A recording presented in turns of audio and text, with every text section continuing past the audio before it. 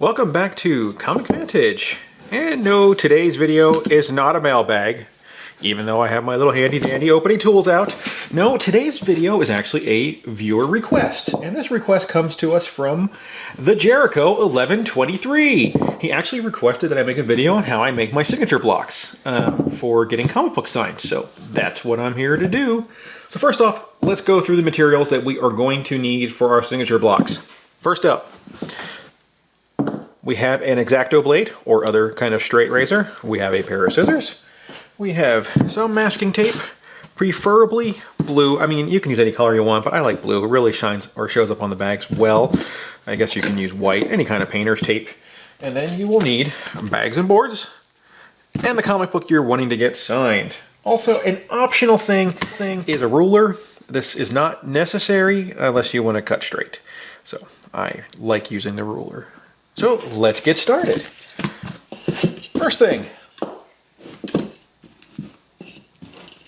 you take the book that you're looking to get signed and you find strategically anywhere on the book that you want a signature on. For example here, let's say we wanted Jeff Johns to sign this awesome Doomsday Clock book. This is a great spot down here, nice and wide. We have plenty of open area, perfect for him to sign his autograph. And the other cool place probably right here across the headband. That'd be kind of neat. But let's just do this nice and simple. So we want to make sure they have a nice block to be able to sign in. So first we take our masking tape. Now this is really going to come in handy if you have a book where you're going to have multiple signatures on. For example, you know, I have a couple books coming up where I'm going to have 4 or 5 signatures, and I'm actually just going to stack them pretty much on top of each other or maybe around the book. I'm not sure yet. All right, so let's see. Let's say it looks like a good enough spot. Take your pair of scissors, cut a straight line on the masking tape, and huzzah, there's our first piece of tape. Now we need to give this guy some height. So now we need a couple smaller pieces. All right. Now these are completely up to you, how large you want to make this, how small you want to make this. Now this might not look big enough to some of you, but you will see what I have going on here. Now a lot of people who make these signature blocks will actually make the block. Oh, I actually completely screwed that piece of tape up. Oh well. All right, and that looks good. Our last piece of tape right across there. Now this may not look like a big enough spot to sign in, because a lot of people do this and then they'll take their razor blade and they will cut out just this area, but I'll show you what I do. I actually do not do that. All right, so next, very important, take the book out. You do not want to leave your book in for this next step because it will be all sorts of a bad time. Okay, so now we take our ruler and our straight razor and we start trimming this out. Now a lot of people will just cut out this inside window, but I don't like doing that because then I have to make my box way too big. This is much better if I just slice right down the middle of the tape. Let me show you what I mean here. So I have my ruler. Okay, a little precarious here with my little work table. All right, here we go. Can we see that well on camera? Beautiful. And I usually take about half of the tape with me. Now you want to put enough pressure so that you go through both layers of tape on the corners, but you don't want to cut through the backboard.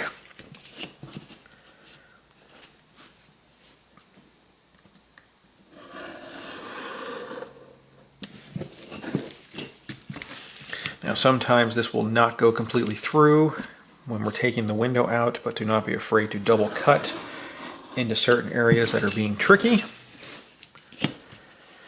Also, I feel when you cut through the tape, it makes it a bit sturdier than just cutting right through the flimsy plastic of the bag. All right, so now we are through. Some areas are not. You can see where it's starting. Oh, look at that.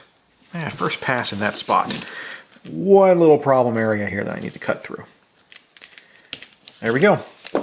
We have our window completely cut out, and now we have this nice, beautiful area right here. Oh, I just hit my camera. Where we can put our comic back in.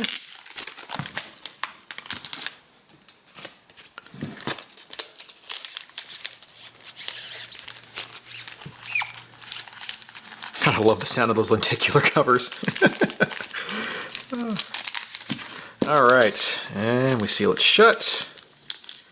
Oh, you can actually see on my little back here, I actually did put a little too much pressure. Sorry, I actually wanted to make sure I got this in the first pass, so I used a fresh blade, and it cut right through the backboard.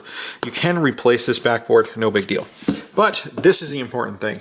We now have this perfectly huge, extra open window for our signing.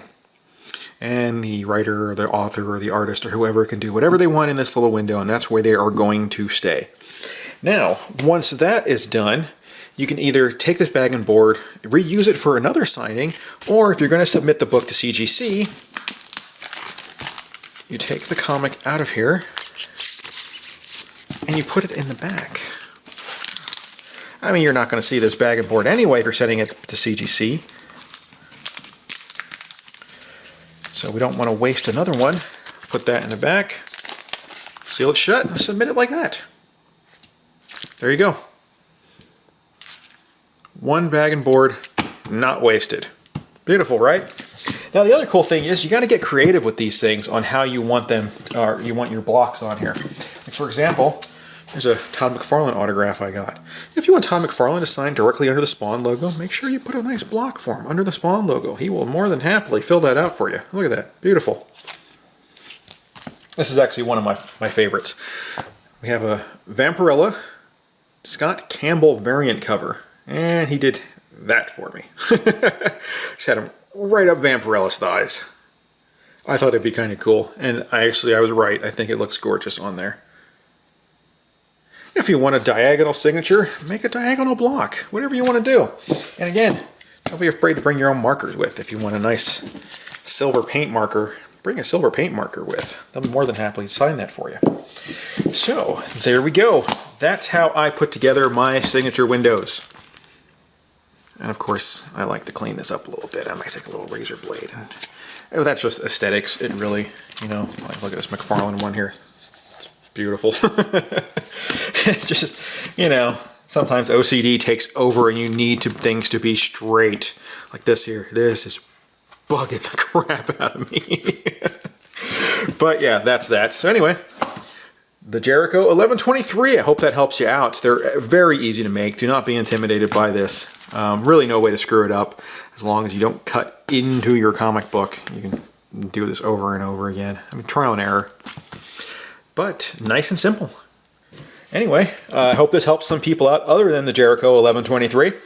And if it does, leave me a thumbs up. You know, I'd like to hear about it. And send me comments below. Don't forget to subscribe over there. Hit that little bell icon up there. And to everyone who watched, thank you for watching. And take it easy.